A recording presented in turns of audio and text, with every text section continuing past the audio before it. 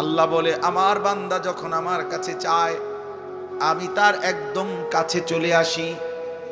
উজিবু দাওয়াতাদ দাঈ ইদা দাআনি, আমার বান্দা যখনই আমাকে ডাকে আমি তার প্রত্যেকটা ডাকে সাড়া দিয়ে থাকি। জমিন থেকে বলে বান্দা, জমিন থেকে বান্দা বলে আল্লাহ, রব্বে করিম আর শাজিম থেকে বলে বলো না বান্দা, বলো না। বান্দা বারবার বলে, জিকির করে, তাসবিহ পড়ে, কখনো বলে সুবহানাল্লাহ, কখনো বলে আলহামদুলিল্লাহ, কখনো বলে আল্লাহু আকবার, কখনো বলে লা ইলাহা ইল্লাল্লাহ। এভাবে আল্লাহকে ডাকতে থাকে, ডাকতে থাকে।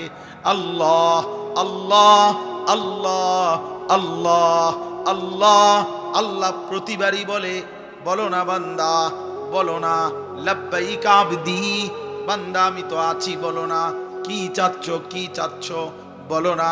কিন্তু বান্দা কিছুই বলে না, শুধু আল্লাহকে ডাকে, আল্লাহকে ডাকে, আল্লাহকে ডাকে। হাদিসের মধ্যে আছে একটা পর্যায়ে আল্লাহ নিজেই তখন বলতে থাকে, আমি বুঝছি বান্দা তুমি আমারে ডাইকা মজা পাইছো, ঠিক আছে বান্দা তুই আমারে ডাকতে থাক, আমি আল্লাহ নিজেই তোকে দিতে থাকি। আমি জানি বান্দা তোর ছেলেটা অসুস্থ, মেয়েটা অসুবিধায় আছে, একটা ছেলে বিদেশে ঝামেলায় আছে, বউটার শরীর ভালো না, তোর নিজেরও শরীর ভালো না, তোর কোথায় কি অসুবিধা আমি তো জানি সব, তুই আমারে শুধু ডাকতে থাক, আমি তোর প্রয়োজন পূরণ করতে থাকি। ভাত খাওয়াবে ঠিক, কিন্তু যদি আল্লাহ কোনোদিন, আর আমার কথা রাগ হইও না দোস্ত, যারা নিয়মিত নামাজ পড়েন না, হালাল খান না, সুদ খাইতেছেন, ঘুষ খাইতেছেন, কিস্তি লইতে আছেন, ওজনে কম দিতে আছেন, বেডি নাচে, নাচ দেখে, গান দেখে, বেপরদা চলে, ঘরে টেলিভিশন চলে, নর্তকী নাচে। আচ্ছা যদি আল্লাহ তাআলার কোনোদিন না ফিরায়, আর কোনোদিন যদি তৌফিক না দেয় যুবক, মনে করো আর কোনোদিন তোমার সেজদার তৌফিক দিলই না, আর কোনোদিন মনেই পড়লো না নাম, তো কি হবে অবস্থা? কোনোদিন আর এই গুনাহ থেকে, হারামের উপার্জন থেকে, সুদের টাকা, ঘুষের টাকা, হারাম উপার্জন থেকে আর ফিরবার সুযোগই দিছে না, মনে করে, তো তখন কি হবে? হ্যাঁ, এরপরে গন্তব্যটা কোথায়? এটা বোঝা উচিত, এটা বোঝা উচিত। আমরা ওয়াজ শুধুই ওয়াজ, বক্তা যাচাই করা না, যে এক এক বছর লাইরা সেরা বক্তা দাওয়াত দাও, যখন যার একটু পরিস্থিতি আছে তারে আইনা দাওয়াত দাও, কিছু লোক হইব, কিছু চটপটি বুট বাদাম বেচা হইব, হ্যাঁ কিছু মানুষ, এর জন্য না বাপ, আমি ব্যক্তিগতভাবে এর পক্ষপাতী না। আমার কথা হইল একজনই শুনুক আর 10 জনই শুনুক, বলতে হবে আল্লাহর জন্য। এজন্য ভাই আমার, বাবা আমার, আমরা প্রত্যেকেই ইনশাআল্লাহ আল্লাহর দিকে ফিরে, আল্লাহর দিকে ফিরে আসা, মালিককে সেজদা দেওয়া, এর মধ্যেই আমাদের ইজ্জত, শান্তি, নিরাপত্তা, দুনিয়ারও সৌন্দর্য, আখিরাতেরও সৌন্দর্য। কোনো হারামখোর খুশিতে নাই, কোনো সুদখোর বেঈমান, এই ঘৃণিত কোনো পাপী মানুষের কাছে সমাদৃত হয় না। কেউ হয়তো সামনাসামনি বেইজ্জতি হয়, কেউ হয়তো পিছনে হলেও কি হয়, বেইজ্জতি। কোনো সুদখোর রে কেউ কোনো জোনায়েত বাগদাদি কয় না। মানুষ এত বেকুব না, আপনি খাইবেন সুদ আর মানুষে মাশাআল্লাহ মানে দেখতে করে জোনায়েত বাগদাদি, হ্যাঁ মানুষে চিরা খায় আর আপনি ভাত খান। মানুষে বুঝে না, বাট ফাররে মানুষে চেনে না। কথা বুঝেন নাই? যে মানুষ আলোকে আলোই বলে, অন্ধকারকে অন্ধকারই বলে। এজন্য প্রত্যেকটা ফরমান সীমা লঙ্ঘনকারী, জালেম বেইজ্জতি হয়। এটা সবক বন্ধু, সবক। এটা আমাদের জন্য শিক্ষা। একটা আদালত অঙ্গন, যাদের কথায়, যার কথায় আঙ্গুলের ইশারায় যার উঠত বসত, থরথর করে কাঁপত, সময়ের অল্প দিনের ব্যবধানে আজ যখন সেই আদালতে তাকে নেওয়া হয়েছে, তোর পথচারীরা তারে থাবড়ায়, পৃথিবীবাসী দেখছে, পৃথিবীবাসী দেখছে। পথচারী থাপড়ায় তখন নির্বাক, একটা শব্দ উচ্চারণ করার মতো হিম্মত নেই। কোথায় সেই অহংকারী, কোথায় সেই প্রতাপ? বলেন বলেন। সবক নেন, শুধু রাজনীতির হিসাব না, জীবনের জন্য সবক নেওয়া উচিত, জীবনের জন্য। এই দেখবেন একদিন ইসরায়েলের এই কুত্তার পরিণতিও এমন নিকৃষ্ট হবে যে পৃথিবীব্যাপী ফেরাউন নমরুদের মতো পৃথিবীবাসী একদিন তাকে দিয়েও দৃষ্টান্ত দেবে, কোন সন্দেহ নেই। এই নেতানিয়াহু নামের এই কুত্তারে দিয়েও একদিন পৃথিবীবাসী উদাহরণ দিবে যে ফেরাউন নমরুদের পরবর্তী এক নমরুদের উত্তরসূরি ছিল, ফেরাউনের এক উত্তরসূরি ছিল নেতানিয়াহু। শুনবে, এই জন্য কেউ ভাইয়া, কেউ না ইজ্জত পায় না বাপ, কোন নাফর, আমি কিংবা তুমি, জওয়ান কিংবা বুড়া, সম্মান মিলবে না, সম্মান মিলবে না। এই জন্য দয়া করে নিজের উপরে দয়া করেন, নিজের সুন্দর করেন, আখলাক সুন্দর করেন, হালাল উপার্জনের প্রতি যত্নবান হন। মানুষ ঘৃণাই করে। আরবিতে একটা প্রবাদ আছে, অফিকা উয়ুবুন ওয়ালিন্নাসে আয়ুনুন। আমরা কিতাবে পড়ছি যে আরবিতে বলে তোমারও দোষ আছে, মানুষেরও চোখ আছে। তোমারও দোষ আছে, মানুষেরও কি আছে? চোখ আছে। মানুষ চোখ বন্ধ করে থাকে না, কাজে মানুষ বুঝে। এই জন্য প্রিয় ছেলে ভাই, তোমাদেরকে বলি ভাই, যারা এক ওয়াক্ত নামাজ পড়ো না, তুমি এক মিনিট ভাইবা দেখো এই সমাজের মানুষ তোমাকে কি মনে করে।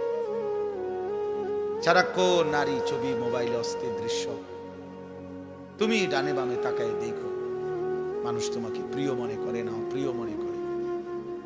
তো আল্লাহর কাছেও তোমার ইজ্জত হারাইলা, কারণ গুনাহ তো কোনো পাপীকে তো আল্লাহ তাআলা সম্মানিত করবে না, করবেন তো মানুষের কাছেও তো তুমি ঘৃণিত, মানুষের কাছেও তো ঘৃণিত। তো জীবনের অর্জন কোথায় বলে? আল্লাহ আমাদেরকে মাফ করে দেন। এর বিপরীতে আমরা এবার এই যে আয়াত পড়ছি, ইব্রাহিম আলাইহিস সালামকে লক্ষ্য করে, এই সংক্ষেপে আর অল্প একটু কথা বলি তাহলে শেষ। ইব্রাহিম আলাইহিস সালামকে লক্ষ্য করে আল্লাহ তাআলা এই কথাটা বলছেন। আমি যে আয়াতটা পড়ছি কোরআনুল কারীমের 17 নম্বর পারা 22 নম্বর সূরা, সূরা হজ, এই সূরার দুইটা আয়াত 27, 28, এই দুই আয়াত পড়ছি। একজন শ্রেষ্ঠতম প্রিয় নবী ছিলেন ইব্রাহিম আলাইহিস সালাম। ইব্রাহিম আলাইহিস সালামের নাম আমরা সবাই জানি, আল্লাহ তাআলার বহুতই মহব্বতের একজন নবী, একজন রাসূল। আল্লাহ তাআলা যাকে নিজের খলিল বানাইছেন, ওয়াত্তাখাযাল্লাহু ইব্রাহিমা খলিলা। আল্লাহ তাআলা বলেন আমি আল্লাহই ইব্রাহিমকে খলিল, বন্ধু বানাইলাম, বন্ধু বানাইলাম। আল্লাহ তাআলা কোরআনুল কারীমের মধ্যে বলছেন ইব্রাহিম আলাইহিস সালামকে যে সে একজন ব্যক্তি, কিন্তু পৃথিবীবাসী শোনো, আমি আল্লাহ বলতেছি আমার ইব্রাহিম একাই, কানা উম্মাতান, ইব্রাহিম একাই একটা জাতি। তিনি একজন ব্যক্তি না, বরং এক ব্যক্তি একটা জাতি। জাতি আল্লাহ তাআলা কোরআনুল কারীমের মধ্যে বলছে, আল্লাহ তাআলা কোরআনে বলছে ইন্নী জাইলুকা লিন-নাসি ইমামা। ইব্রাহিম আমি তোমাকে পৃথিবীবাসীর গোটা বিশ্ব মানবতার ইমাম বানিয়ে দিলাম, ইমাম বানিয়ে দিলাম। আল্লাহ তাআলা কোরআনে বলছেন হুয়া সাম্মাকুমুল মুসলিমিন। মুমিন শোনো, ঈমানদার, ইব্রাহিমই তোমাদের মুসলিম নামকরণ করেছেন। অনেক মর্যাদা, অনেক সম্মান, অনেক বৈশিষ্ট্য আল্লাহ তাআলা কোরআনুল কারীমের মধ্যে আছে। কানিতান, আল্লাহর অনুগত, শাকিরান লিআনউমি, আল্লাহ তাআলার সমস্ত নিয়ামতের প্রতি কৃতজ্ঞ। এটা আল্লাহ বলছে ইব্রাহিম আলাইহিস সালামের সিফাত। ইজতাবাহু, আল্লাহ বলে আমি নিজে তাকে বাছাই করেছি।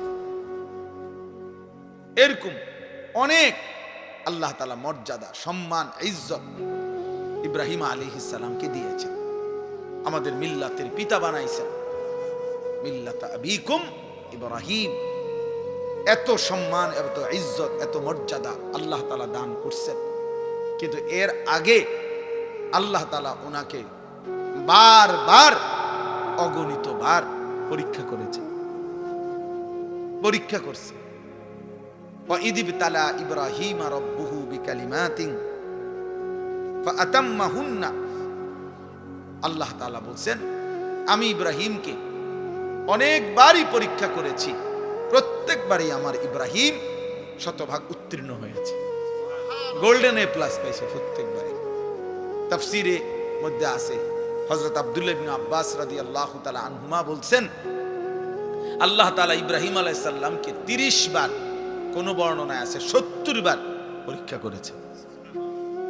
কি পরীক্ষা করছে এটি অনেক শব্দ বলা সম্ভব না, কিন্তু পরীক্ষা করছেন কিসের? আসলে এই সবগুলো পরীক্ষা হলো আল্লাহ তাআলা একটা জিনিস ওনার থেকে মূলত পরীক্ষা নিছেন, যে বারবারই ইব্রাহিম আলাইহিস সালামের কলিজার মধ্যে আল্লাহর মহব্বত, আল্লাহর ভালোবাসা সবচেয়ে বেশি কিনা আল্লাহ তাআলা এইটা বারবার পরীক্ষা করছে।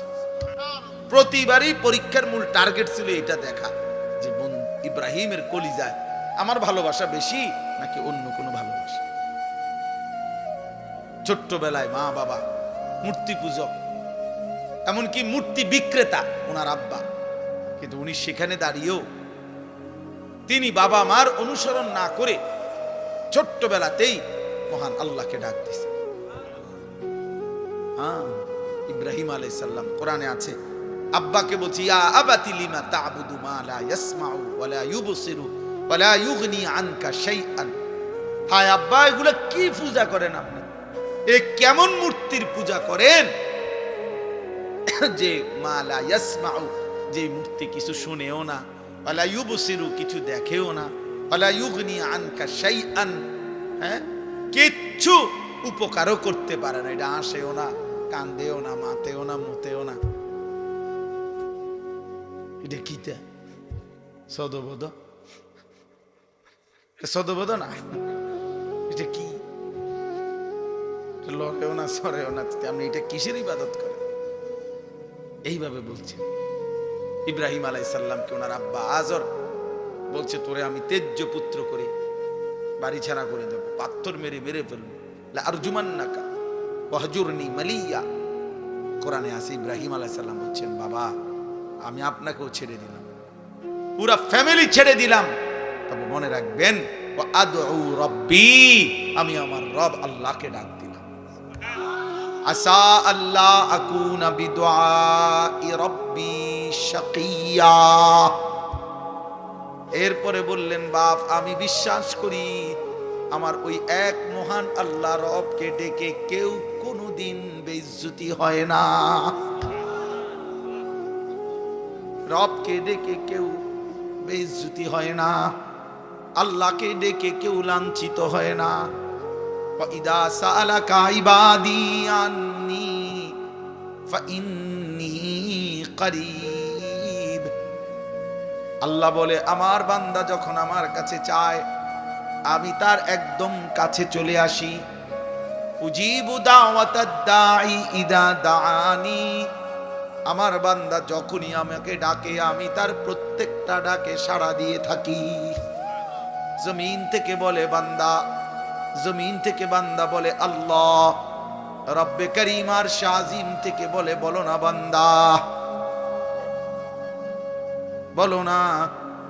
বান্দা বারবার বলে, জিকির করে, তাসবিহ পড়ে, কখনো বলে সুবহানাল্লাহ, কখনো বলে আলহামদুলিল্লাহ, কখনো বলে আল্লাহু আকবার, কখনো বলে লা ইলাহা ইল্লাল্লাহ। এভাবে আল্লাহকে ডাকতে থাকে, ডাকতে থাকে। আল্লাহ আল্লাহ আল্লাহ আল্লাহ আল্লাহ আল্লাহ। প্রতিবারই বলে, বলো না বান্দা, বলো না। লাব্বাইক আবদি, বান্দা আমি তো আছি, বলো না। কি চাচ্ছ, কি চাচ্ছ, বলো না। কিন্তু বান্দা কিছুই বলে না, শুধু আল্লাহকে ডাকে, আল্লাহকে ডাকে, আল্লাহকে ডাকে। হাদিসের মধ্যে আছে, একটা পর্যায়ে আল্লাহ নিজেই তখন বলতে থাকে, আমি বুঝছি বান্দা তুমি আমারে ডাইকা মজা পাইছো, ঠিক আছে বান্দা তুই আমারে ডাকতে থাক, আমি আল্লাহ নিজেই তোকে দিতে থাকি। আমি জানি বান্দা তোর ছেলেটা অসুস্থ, মেয়েটা অসুবিধায় আছে, একটা ছেলে বিদেশে ঝামেলায় আছে, বউটার শরীর ভালো না, তোর নিজেরও শরীর ভালো না, তোর কোথায় কি অসুবিধা আমি তো জানি সব, তুই আমারে শুধু ডাকতে থাক, আমি তোর প্রয়োজন পূরণ করতে থাকি। মান শাগালাহু যিকরি আন মাসআলাতি আতাইতুহু আফদালা মিম্মা উতিয়া সাইলিন।